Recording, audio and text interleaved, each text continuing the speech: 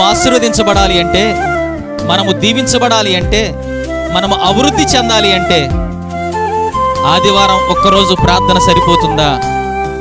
ఆదివారం ఒక్క ఆరాధన సరిపోతుందా? సరిపోదు.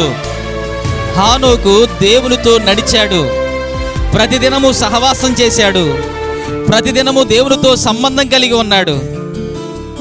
మన జీవితంలో కూడా ఒకరోజు ప్రార్థన చేసి, ఒకరోజు మందిరానికి వెళ్ళి, ఒకరోజు వాక్యాన్ని చదివి ఆశీర్వాదం వచ్చేయాలి, దీవెన వచ్చేయాలి, మేలు కలగాలి అంటే అది జరగదు. ప్రతిదినము దేవునితో సహవాసం నీకు ఉండాలి, ప్రతిదినము దేవునితో సంబంధం నీకు ఉండాలి, ప్రతిదినము ఆయనతో మాట్లాడే అనుభవం నీకు రావాలి.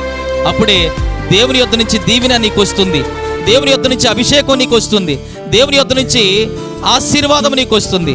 కాబట్టి నువ్వు ఆశీర్వదించబడాలన్నా, నువ్వు హెచ్చించబడాలి అన్నా, నువ్వు గొప్ప చేయబడాలి అన్నా దేవునితో సహవాసం నీకు అవసరం, దేవునితో సంబంధం నీకు అవసరం, దేవునితో ప్రయాణం నీకు అవసరం.